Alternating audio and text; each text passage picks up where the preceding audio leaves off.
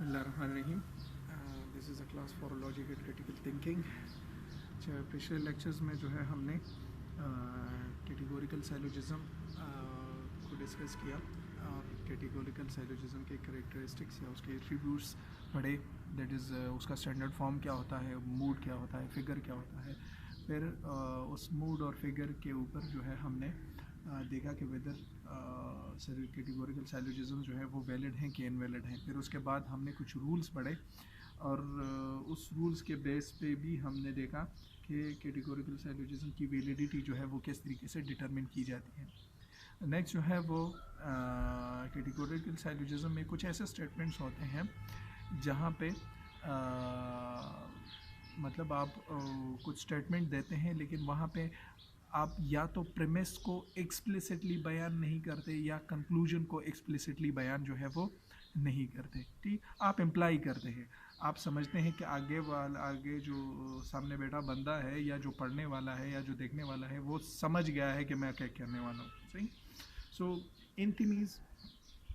इंथिमीज जो है that is a Greek word जो कि एंथाइमोस से निकला है। एंथाइमोस मीन इन थॉट, मतलब कुछ चीज़ जो है आप एक्सप्लिसिटली बयान नहीं करते लेकिन आपके जहन में होता है कि मेरा कहने का मतलब ये है। सही।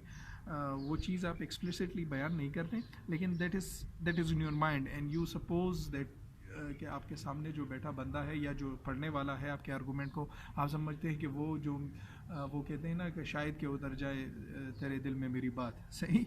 सो वही वाली बात है कि आप ये समझते हैं कि मैं जो कहने वाला हूँ या जो मैं इम्प्लाई करने वाला हूँ या जो मैं क्लेम बनाने वाला हूँ वो आप समझ गए हैं। ठीक।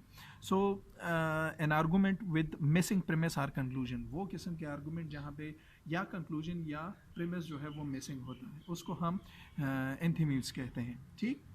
Commonly use in ordinary language में ये कॉमनली यूज़ हो, क्योंकि हर दफ़ा जब आर्गूमेंट आप कहते हैं तो ज़रूरी नहीं होता कि आप ये कहें कि ये मेरा प्रेमिस पहला है, ये मेरा दूसरा एविडेंस है और इस एविडेंस की बुनियाद पे जो है ये मेरा कंक्लूजन है। सो आप एक्सप्लिसिटली बयान नहीं करते कि कौन सी जो है वो प्रेमिसेस हैं और कौन सा आपका कंक्लूजन है। ठीक। सो लेट से कोई भी वेदर इट इज़ प्रेमिस और वेदर इट इज़ कंक्लूजन वो मिसिंग हो, लेकिन मिसिंग इन द सेंस कि आप इम्प्लाई करते हैं कि आप जो सामने बैठा बंदा है वो समझ गया होगा। ठीक। You may not state every premise and conclusion explicitly rather imply, her conclusion और हर प्रेमिस को एक्सप्लिसिटली बयान नहीं करते कि ये मेरा पहला प्रेमिस हो गया, ये जो है मेरा दूसरा प्रेमिस और इसके बेस में ये मेरा कंक्लूजन है। सही। सो लेट्स से एक आर्गूमेंट जो अभी आपके सामने पड़ा हुआ है that the corporate income taxes should be abolished, it encourages waste and high prices. सही। सो एक आर्गूमेंट है कि कॉर्पोरेट इनकम टैक्सेस को जो है वो ख़त्म किया जाना चाहिए क्योंकि इसकी बेस पे जो है वो बहुत से खुराफात जो हैं वो क्रिएट होती हैं। ठीक। प्राइसेस जो हैं वो भी बढ़ती हैं। सो इसको ख़त्म करना चाहिए। सो यहाँ पे आप देखें जो स्टैंडर्ड फॉर्म है वो स्टैंडर्ड फॉर्म नहीं बना, क्योंकि हम जब भी किसी आर्गूमेंट की वैलिडिटी और अनवैलिडिटी देखेंगे तो वो तो हम एक स्टैंडर्ड की बेस पे देखेंगे। सही।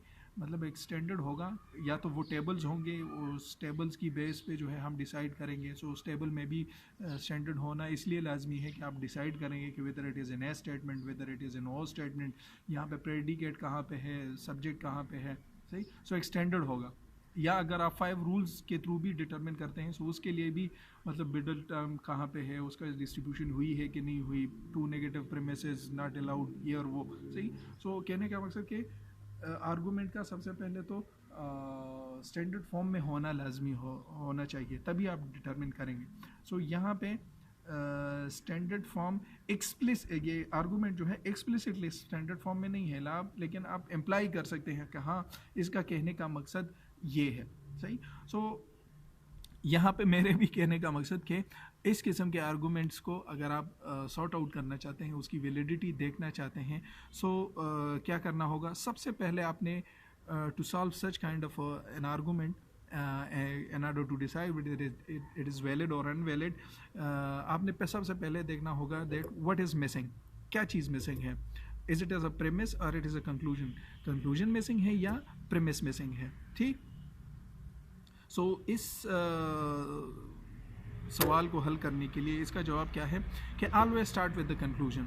सही, always start with the conclusion. सबसे पहले जो है आप कंक्लूजन से स्टार्ट करें, देखें कि वो उसका टेक अवे क्या है। सही, what is the takeaway? जो आर्गूमेंट आपके सामने पड़ा हुआ है वो कहने वाला कहना क्या चाहता है, आपसे मनवाना क्या चाहता है। सही, सो जो आपसे मनवाना चाहता है वही उसका कंक्लूजन होगा। सही, वही उसका कंक्लूजन होगा। सो इस आर्गूमेंट से ये जिन्होंने भी ये आर्गूमेंट दिया है वो हमसे मनवाना क्या चाहते हैं, वो यही हमसे मनवाना चाहते हैं that the corporate taxes should B abolish. Corporate taxes को क्या होना चाहिए, ख़त्म होना चाहिए। सो ये इसका क्या है, कंक्लूजन है। सही, सो कंक्लूजन पता लग गया कि हाँ इसका कंक्लूजन है। अच्छा, जब आपको मिसिंग चीज़ का पता चल गया सो फिर आपने दूसरा स्टेप इसका क्या है, rebuild the argument in the standard form. आपने उस आर्गूमेंट को रीबिल्ड करना है स्टैंडर्ड फॉर्म में। सही, और जब आप उसको स्टैंडर्ड फॉर्म में रीबिल्ड करने फिर आप उसकी वैलिडिटी देख सकते हैं, आया थ्रू ट्रूथ टेबल्स, जो हमने टेबल्स पढ़े थे उनके थ्रू, या जो 5 रूल्स हैं उनके थ्रू भी आप उसकी वैलिडिटी जो है वो देख सकते हैं। लेकिन अहम चीज़ जो यहाँ पे कंसिडर करने की है that is the principle of charity. सही, प्रिंसिपल ऑफ चैरिटी जो कि लॉजिक में एक अहम जो है वो प्रिंसिपल है। प्रिंसिपल ऑफ चैरिटी क्या कहता है कि dictates when interpret an argument in ordinary language we give the best possible translation and interpretation in an unbiased way। सही, क्योंकि लेट्स से अगर आप को पता है कि कोई चीज़ वैलिड या इनवैलिड किस तरीके से हो सकती है, लाइक जो 5 रूल्स हम पढ़ते हैं, सो 5 रूल्स में एक रूल ये भी कहता है कि middle term must be distributed once. सही, सो लेट्स से कोई आर्गूमेंट है उसमें एक प्रेमिस मिसिंग है। सही, सो आप उसमें से ऐसा एक प्रेमिस डाल दें अपनी तरफ से जहाँ पे वो मिडल टर्म जो है वो अनडिस्ट्रीब्यूटेड हो, और आप चाहते ये हैं कि ये आर्गूमेंट जो है ये इनवैलिड हो जाए।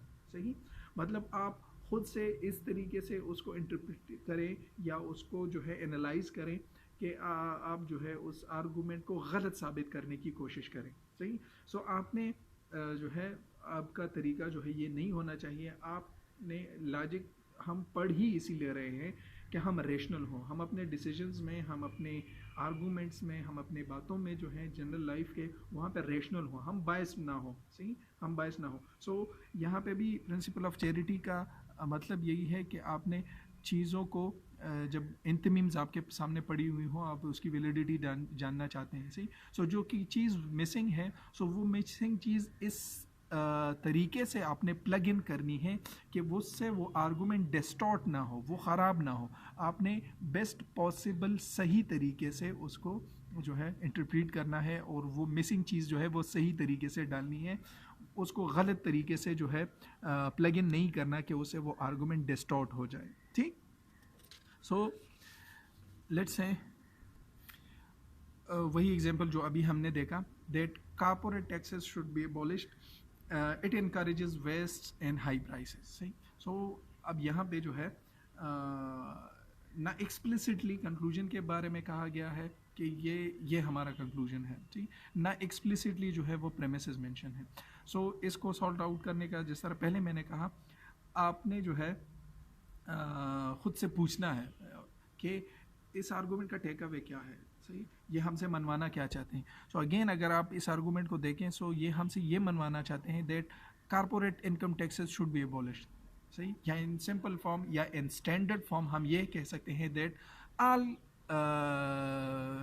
Income taxes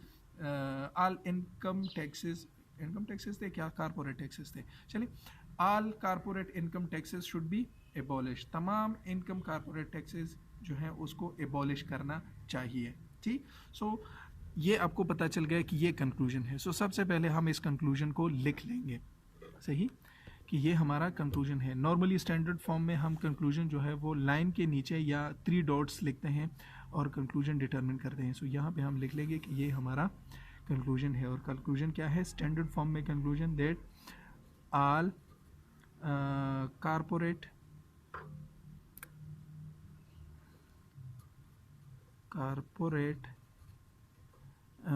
income taxes should be abolished। ठीक, अच्छा ये आपका हो गया कंक्लूजन। ठीक, अब प्रेमिस क्या है? सो डेफिनेटली ये कंक्लूजन हो गया। सो जो दूसरा इसका हिस्सा है वो क्या होगा? वो प्रेमिस होगा। Like it encourages waste and high prices. सही, ये इसका प्रेमिस है। सही, लेकिन अब चूँकि हमने बनाना है कैटेगोरिकल साइलोजिज्म, सो सबसे पहले तो हमने ये डिटरमिन करना है कि ये कौन सा प्रेमिस है, whether it is a major premise और whether it is a minor premise. सही, ये मेजर प्रेमिस है या माइनर प्रेमिस है। सो अब हमें ये नहीं पता। सो ये पता करने के लिए अगेन जिस तरह मैंने कहा कि always start with the conclusion. सही, कंक्लूजन क्या कहता है? That all corporate income taxes should B abolish. मतलब यहाँ पे जो कारपोरेट इनकम टैक्सेस हैं ये क्या है? ये माइनर टर्म है। ये क्या है? माइनर टर्म है। And things that need to be abolished, वो चीज़ें जिसको एबॉलिश करना चाहिए, वो क्या होगा? वो मेजर टर्म होगा। सही, अच्छा अब दोबारा इस एग्जाम्पल पे जाएं। सो यहाँ पे ये स्टेटमेंट जो कह रहा है इट, सही, सो ये इट किस चीज़ को रेफर कर रहा है? It encourages waste and high prices. क्या इनकरेज करता है वेस्ट एंड हाई प्राइसेस को? कारपोरेट इनकम टैक्सेस ही इनकरेज करता है वेस्ट एंड हाई प्राइसेस को। मतलब अगर इसको हम इस तरीके से कहें that corporate income taxes should be abolished because corporate income taxes encourages waste and high prices. सही, सो कारपोरेट इनकम टैक्सेस किस चीज़ को इनकरेज करता है? वेस्ट एंड हाई प्राइसेस को। मतलब यहाँ पे इट किस चीज़ को रेफर कर रहा है? कारपोरेट इनकम टैक्सेस को। सो ये इनकम्प्लीट स्टेटमेंट किस तरीके से होगा? ये इनकम्प्लीट स्टेटमेंट कुछ इस तरीके से होगा that corporate income taxes should be corporate income taxes encourages waste and high prices. सही, सो इसको मैं एक साइड पे खुद से लिख लेता हूँ। सो मैंने लिखा corporate income taxes encourages waste and high prices. सही, सो अब मैंने ये इसको नीचे लिखा। सही, मतलब सेकंड प्रेमिस की जगह पे लिखा, ऊपर पहले प्रेमिस की जगह पे क्यों नहीं लिखा? सही, सो इसलिए नहीं लिखा कि यहाँ पे कारपोरेट इनकम टैक्सेस क्या है? माइनर टर्म है। सही, माइनर टर्म है। सो जिस सेंटेंस में कारपोरेट इनकम टैक्सेस का जिक्र हो वो माइनर प्रेमिस में आएगा। सही, वो माइनर प्रेमिस में आएगा। लिहाजा इस स्टेटमेंट में कारपोरेट इनकम टैक्सेस का जिक्र है। सही, सो वो मैंने माइनर प्रेमिस में लिखा। सही, so what should be the major premise? Major premise क्या होगा फिर, जो कि एक्चुअली मिसिंग है? सही, अब यहाँ पे देखिए, अब ये दो स्टेटमेंट्स हमने लिख दी, वो मेजर प्रेमिस जो है एक्चुअली वो मिसिंग है। और वो मेजर प्रेमिस क्या है? सो इसका मेजर प्रेमिस होगा, और मेजर प्रेमिस कौन सा होगा? सो मेजर प्रेमिस वो होगा जिसमें all those thing that needs to be abolished, जो एबॉलिश्ड का टर्म है वो वहाँ पे यूज़ हो। सही, सो हम कह सकते हैं that all those things, all those things that क्या चीज़? encourages waste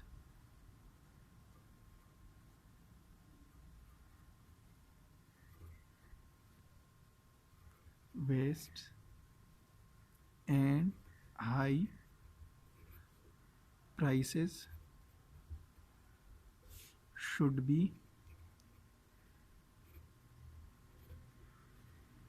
abolished। सही, सो ये एक्चुअली वो प्रेमिस था जो कि मिसिंग था। ठीक, जो कि वो इम्प्लाई करना चाहता था। सही, अब इसका बताना ज़रूरी नहीं था कि corporate income taxes should be abolished, it encourages waste and high prices. So ये इम्प्लाई था कि वो ये कहना चाहता है कि वो सारी चीज़ें उसका एबॉलिश करना ज़रूरी है जो वेस्ट और हाई प्राइसेस की वजह बनती हैं। और चूँकि corporate income taxes high waist and high prices की वजह बनती है, लिहाजा इसको एबॉलिश करना चाहिए। सो ये प्रेमिस जो है, ये उसने क्या किया, जो ये आर्गूमेंट पेश करने वाला था उसने ये इम्प्लाई किया हुआ था। मतलब ये एक्सप्लिसिटली मेंशन नहीं था, लेकिन इस आर्गूमेंट से इसने इम्प्लाई किया हुआ था। ठीक, अब ये क्या हो गया, अब ये स्टैंडर्ड फॉर्म में आ गया। सही, अब ये स्टैंडर्ड फॉर्म में आ गया, और अब स्टैंडर्ड फॉर्म में आने के बाद जो है हम क्या करेंगे, इस पे 5 रूल्स या ट्रूथ टेबल जो है वो अप्लाई करेंगे in order to decide whether it is a valid argument और इनवैलिड आर्गूमेंट। सो आपके लिए जो भी आसान हो आप उस पर ट्राई कर सकते हैं कि ये कौन सा जो है वो ट्रूथ टेबल आपके लिए आसान हो या 5 रूल्स आपके लिए आसान हो, आप डिटरमिन कर सकते हैं। यहाँ पे हम दोनों ट्राई करेंगे।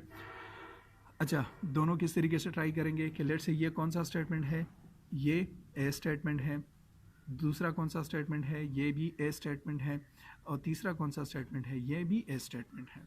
ठीक, अच्छा ये ए स्टेटमेंट। अब दूसरा काम जो आपने करना है, मूड डिफाइन हो गया, अब इसका मिडिल टर्म की पोजीशन जो है वो डिटरमिन करनी है। सही, so corporate income tax and things that need to be abolish, ये मेजर और माइनर टर्म्स हैं। इसके अलावा जो चीज़ है वो क्या है, waste and high prices. So waste and high prices क्या है, वेस्ट एंड हाई प्राइसेस जो है वो मिडिल टर्म है, वेस्ट एंड हाई प्राइसेस। सही, यहाँ पे वेस्ट एंड हाई प्राइसेस और यहाँ पे वेस्ट एंड हाई प्राइसेस, मतलब पहले सेंटेंस में पहली जगह पे आया है और दूसरे सेंटेंस में दूसरी जगह पे आया है। सही, सो ये कौन सा वो हो जाएगा, जो आपको अगर वो टेबल याद हो तो आसानी होगी। ये this and this one, first second third fourth.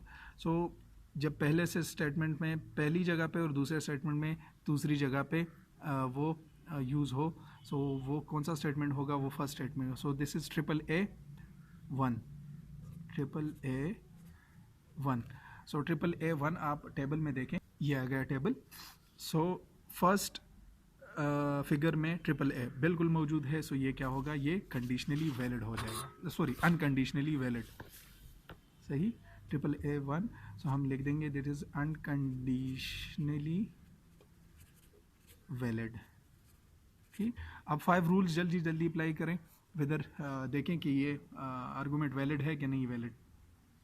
सो पहला आर्गूमेंट क्या कहता है कि the middle term should be distributed at least once. So पहला स्टेटमेंट क्या है, ए स्टेटमेंट है। ए स्टेटमेंट में कौन सी चीज़ डिस्ट्रीब्यूट होती है, सब्जेक्ट। सो वहाँ पे मिडल टर्म जो है वो सब्जेक्ट की जगह पे मौजूद है। सो यहाँ पे पहला रूल सेटिस्फाई हो गया। सही, 5 रूल जो हैं पहला रूल सेटिस्फाई हो गया। ठीक, सो हम लिख देते हैं 1 2 3 4 एंड 5, पहला रूल सेटिस्फाई हो गया। दूसरा रूल क्या कहता है, say something that is distributed in the conclusion must have to be distributed in the middle.